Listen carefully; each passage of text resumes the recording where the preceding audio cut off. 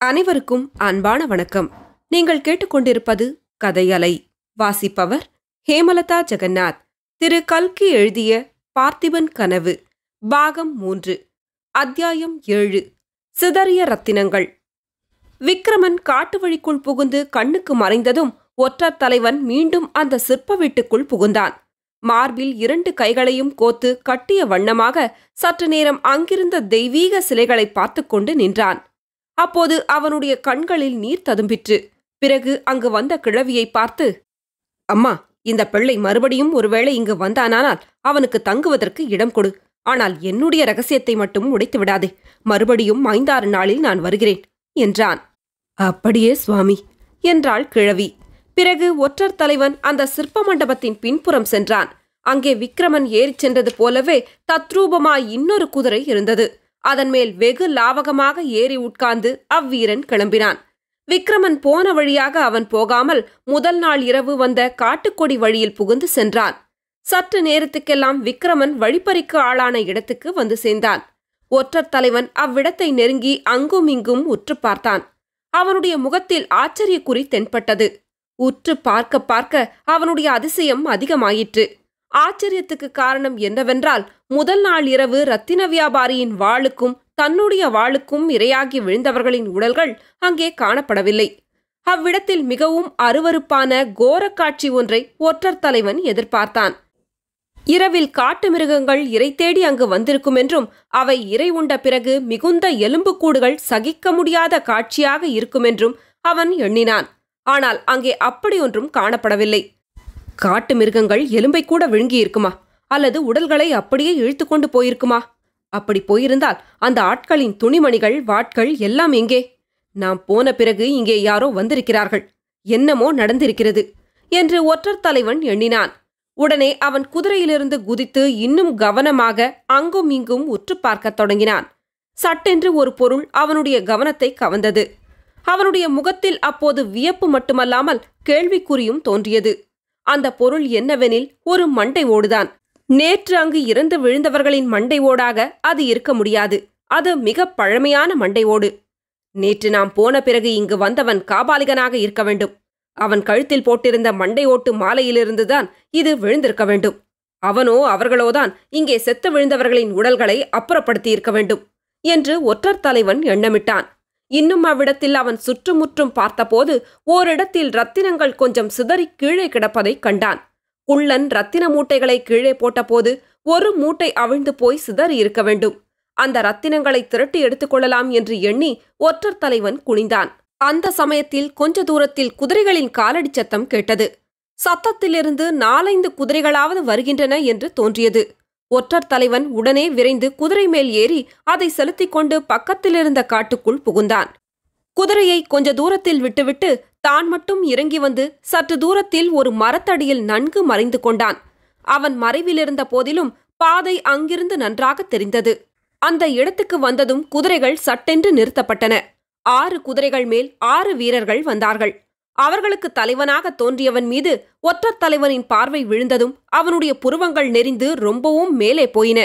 அவன் முகத்தில் அப்போது வியப்பு, அருவருப்பு, கோபம் எல்லாம் கலந்து காணப்பட்டன. அந்த தலைவன் வேறு யாரும் இல்லை, மாரப்ப பூபதிதான். வேகமாக வந்து கொண்டிருந்த குதிரையை சட்டென்று முதலில் நிறுத்தியவனும் மாரப்ப பூபதிதான். அவன் நிறுத்தியதை பார்த்துத்தான் மற்றவர்கள் சடேர் சடேர் என்று தத்தம் குதிரைகளை நிறுத்தினார்கள். மாரப்ப பூபதி கீழே இறங்கினான். சற்று முன்னால் ஒற்றர் தலைவன் உற்று பார்த்ததைப் போலவே அவனும் அங்கும் இங்கும் பார்த்தான். முதலில் மண்டை ஓடுதான் அவனுடைய கவனத்தையும் கவர்ந்தது. பிறகு முதல் நாள் இரவு நடந்த வாட்போரின் அறிகுறிகளை கவனித்தான். ஆங்காங்கு இரத்தக்கரை இருந்ததையும் பார்த்தான். உடல்கள் அங்கிருந்து இழுத்து செல்லப்பட்டிருக்கும் அடையாளங்களும் தெரிந்தன. ரத்தினங்கள் அவனுடைய கண்களில் பட்டதும் அவற்றை ஆவலுடன் கைகளில் திரட்டி எடுத்துக்கொண்டான். அந்த ரத்தினங்களை பார்த்தபடியே கலகலவென்று சிரித்தான். தன்னுடன் வந்த மற்றவர்களை பார்த்து, பழம் நழுவி பாலில் விழுந்தது போல் ஆயிற்று என்றான். இன்னும் சிறிது நேரம் அவனும் மற்றவர்களும் ஏதோ பேசிக்கொண்டு நின்றார்கள். பிறகு மாரப்ப பூபதி குதிரை மேல் ஏறினான். எல்லா குதிரைகளும் 4 கால் பாய்ச்சலில் புறப்பட்டன.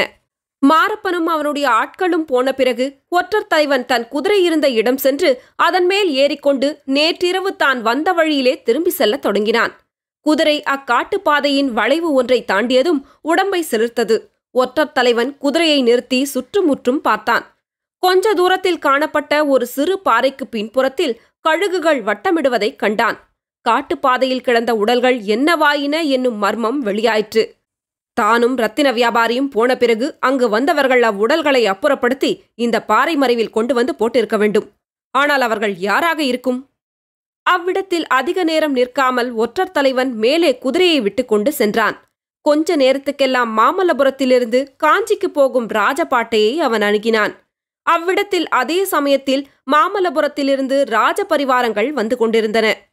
பரிவாரங்களுக்கு மத்தியில் குந்தவி தேவியின் பல்லக்கும் வந்தது.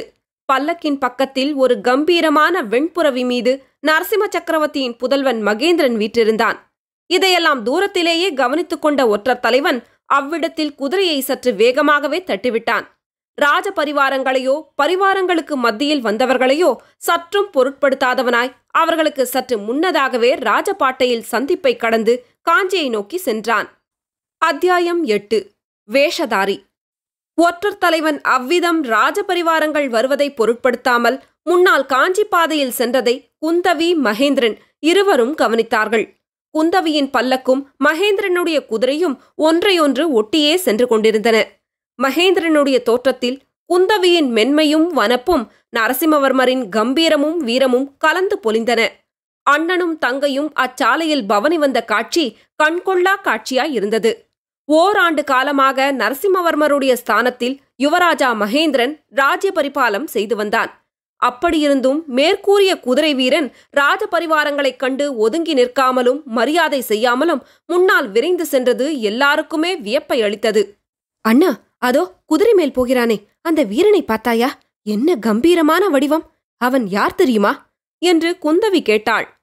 எனக்கு தெரியவில்லையே தங்காய். அவனுடைய தோற்றத்தில் ராஜவம்சத்தின் களை காணப்பட்டது. நல்ல ஆஜானுபாகுவாகவும் தோன்றினான். அவன் குதிரையை பார், இதற்குள் எவ்வளவு தூரம் போய்விட்டது என்றான் மகேந்திரன். காஞ்சிக்குத்தான் போகிறான் போல் தோன்றுகிறது. ஒருவேளை அயல் தேசத்தானோ என்னமோ. இல்லாவிடில் இப்படி நம்மை கண்டும் நிற்காமல் போக மாட்டான். 4 நாளைக்கு முன்பு துறைமுகத்துக்கு வந்த கப்பலில் அயல் தேசத்தார் ரொம்ப பேர் வந்து இறங்கியிருக்கிறார்கள். ஆகையினால்தான் தெரியாத முகங்கள் அதிகமாக காணப்படுகின்றன என்று குந்தவி சொன்னாள்.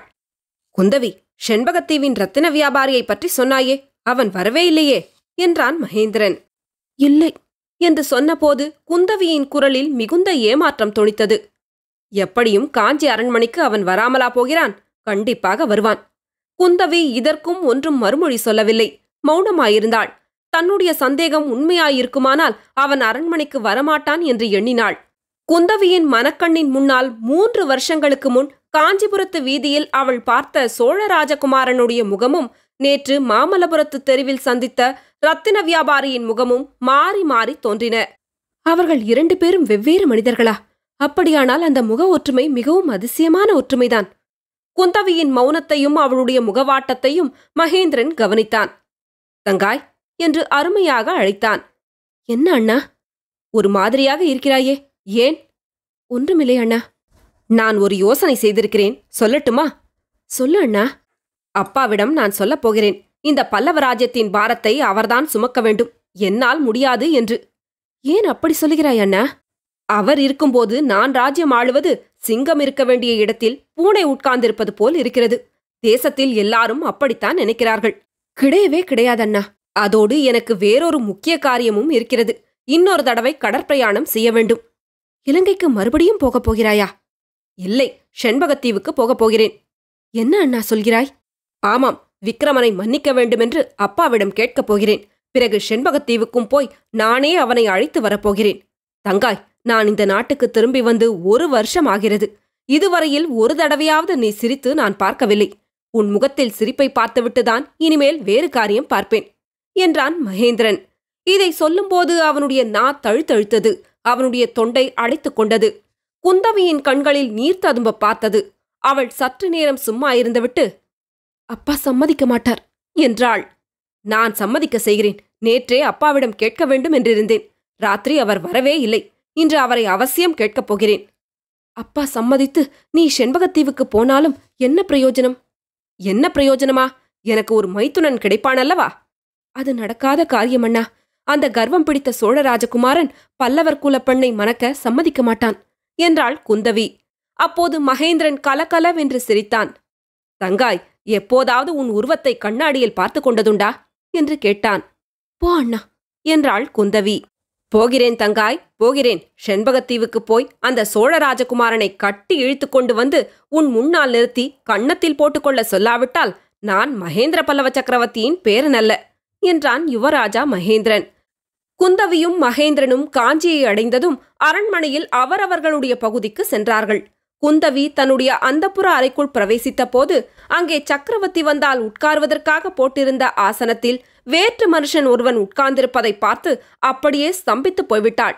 அந்த வேற்று மனுஷன் காட்டு குறுக்கு பாதை வழியாக வந்து ராஜபாட்டையில் தங்களை தாண்டிச் சென்ற வீரன்தான் என்பது நினைவுக்கு வர ஒரு நிமிஷம் பிடித்தது. இதனால் அவளுடைய ஆச்சரியம் பன்மடங்கு பெருகியதோடு கோபம் பொங்கிற்று. யாரையா நீர்? என்ன தைரியத்தினால் அந்த புறத்துக்குள் நுழைந்தீர் என்றாள். தேவி, பல்லவ சாம்ராஜ்யத்தின் ஒற்றர் தலைவன் நான். என் பெயர் வீரசேனன். தங்களிடம் ஒரு துப்பு விசாரிப்பதற்காக வந்தேன் என்று அம்மனிதன் சொன்னதும் குந்தவியின் முகத்திலிருந்த கோபம் ஒரு நொடியில் குதூகலமாக மாறியது. அப்பா, இதென்ன வேடிக்கை என்று கூச்சலிட்டுக் கொண்டே குந்தவி ஓடிப்போய் ஒற்றர் தலைவனுடைய தோள்களை கட்டிக்கொண்டு அவனுடைய பொய் மீசையை களைத்தெறிந்தாள். அப்போது ஒற்றர் தலைவன் இருந்த இடத்தில் நரசிம்மவர்ம சக்கரவர்த்தி காட்சியளித்தார். உங்களுடைய குரலை கொண்டுதான் அப்பா கண்டுபிடித்தேன். இல்லாவிட்டால் அடையாளம் தெரிந்திராது. எப்படியப்பா இவ்வளவு நன்றாக வேஷம் போட்டுக் கொள்கிறீர்கள் என்று குந்தவி கேட்டாள். குழந்தாய், என் தந்தை மகேந்திர சக்கரவர்த்தி எனக்கு சொல்லிக் கொடுத்த வித்தைகளில் இதுதான் மிகவும் அருமையான வித்தை என்றார் சக்கரவர்த்தி. தொடரும். கதையலை உங்களுக்கு பிடிச்சிருந்ததுன்னா உங்க நண்பர்களோடும் உறவினர்களோடும் பகிர்ந்துக்கோங்க. நன்றி.